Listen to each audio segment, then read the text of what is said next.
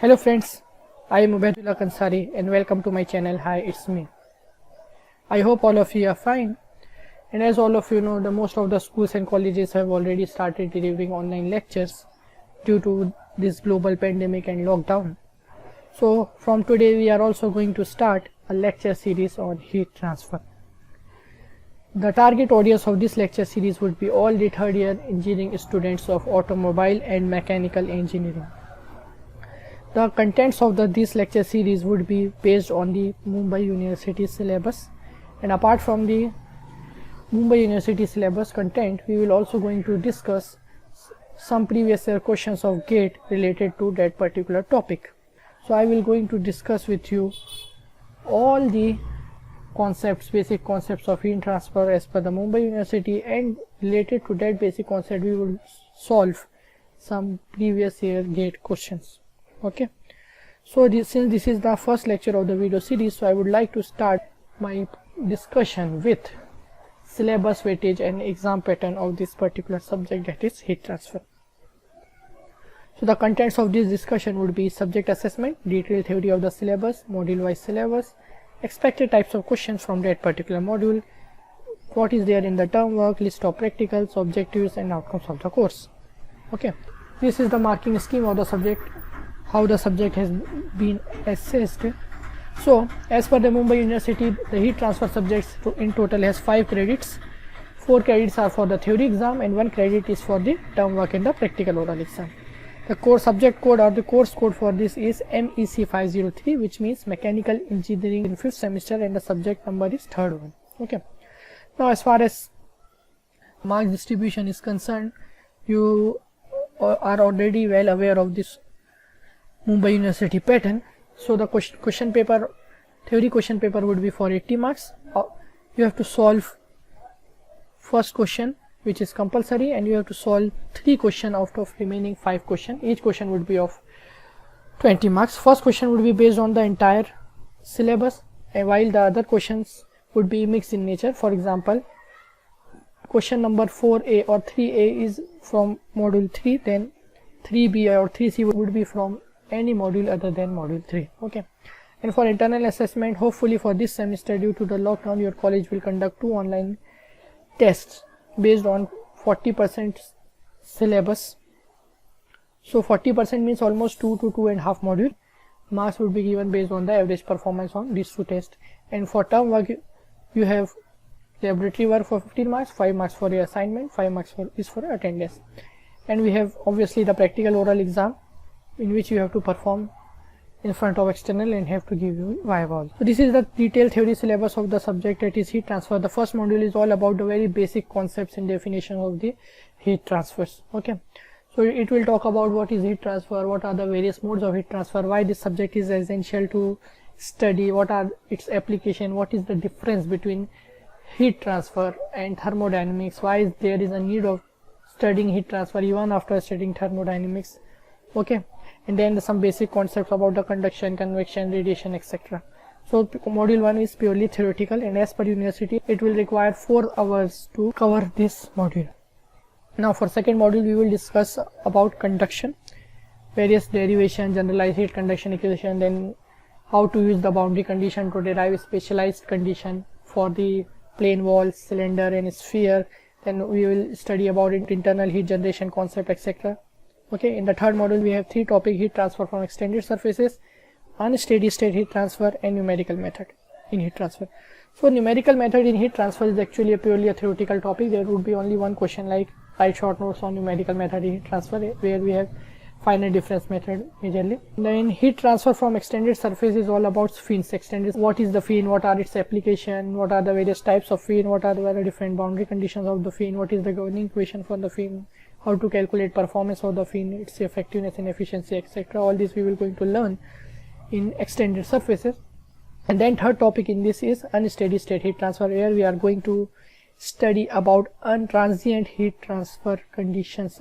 So transient heat condition means unsteady state, where the temperature of the body or temperature at particular location is changing with respect to time. So all this concept we will study in module number 3. Now in module 4, most of the fluid mechanics concept would be useful because it is all about convection, which involves fluid motion. So it is an external flow, internal flow over the flat plate, flow through the pipes, etc., and how to calculate convective heat transfer coefficient for forced convection and for natural convection. All these things we will cover in the module number 4. Then there is a radiation, third mode of heat transfer. We will study basic laws of radiation, Planck's law, Kirchhoff's law, Stefan-Boltzmann law, Lambert-Cosine law, etc. Then we will see about the different types of bodies, black bodies, grey bodies, white bodies, opaque bodies, etc. Then we will discuss how these bodies exchange heat among themselves, what is shape factor, how to calculate the shape factor. Okay, all these things we are going to study in the radiation. And at last, see, 6th module, again there are 3 topics: boiling and condensation, heat exchanger, heat pipe. Out of these, 2 topics are purely theoretical: heat pipe and boiling and condensation. And third topic, heat exchanger, which has numericals, derivation, and obviously theory, all related to heat exchanger. So this 6th module is actually an application part. Okay, just like the gas power cycle and vapor power cycle in case of thermodynamics. So these modules in the thermodynamics are actually application based, applied thermodynamics. Similarly, this one is applied heat transfer, boiling, heat exchanger and heat pipe. This topic is applied heat transfer. Okay, so if you have gone through the syllabus of the university, then you would have observed that in the syllabus only the hours dedicated to that particular module is mentioned. Marks are not mentioned. Okay, but one thing is mentioned in the syllabus, that the marks or the weightage of each module would be proportional to the number of hours allocated to that particular module. So in total, this subject has 48 hours syllabus, and the marks including option would 120 marks. So in this way, if you divide 120 by 48, then you will get 2.5. So means 1 hour has weightage of 2.5 marks. So 4 hours has weightage of 10 marks. So proportionally we can calculate the marks for each module. Okay, so this is the summary of the module wise weightage. So almost from all the topics you can expect theoretical questions, and there are few topics which are purely theoretical based, like basic concepts of heat transfer, that is first module, numerical methods in heat transfer, boiling and condensation, heat pipe. And from the remaining topics, it is expected that derivation and numericals will also be asked, and this subject is mostly numerical dominating. Okay, so derivation and numericals would be approximately 70 to 80 marks, that is approximately 2/3 of the question paper would be either derivation or numerical. Okay, now that as far as term work is concerned, we have laboratory work for 15 marks, and we have given the list of experiments, out of which we have to perform any 8 experiments, and those experiments are also further subclassified into various groups.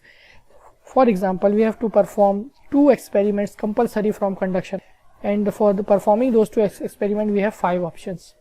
Okay, similarly for convection, 3 options are given, out of which we have to perform 1. Similarly for radiation, also option is there: transient conduction, fins, boiling, condensation, heat exchanger. From all these topics we have to perform 1 practical each. Okay, now what are the various outcomes and objectives of this course?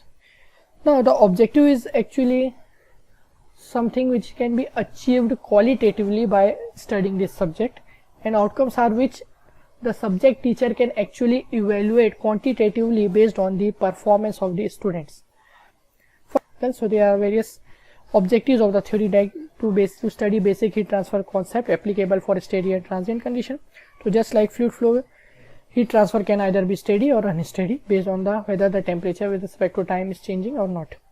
And second objective of the subject is to study mathematical modeling and design concept of heat exchanger. So by mathematical modeling we mean the mathematical expression of some physical phenomena.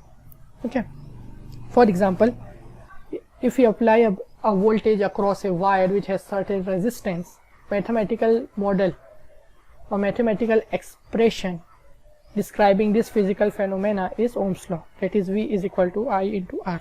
Okay, so this is nothing but mathematical modeling of mathematical representation of physical phenomena. Okay, so these things we have to study qualitatively. And for the labs also we have 2 objectives: to familiarize concept of thermal conductivity, heat transfer coefficient through experiments.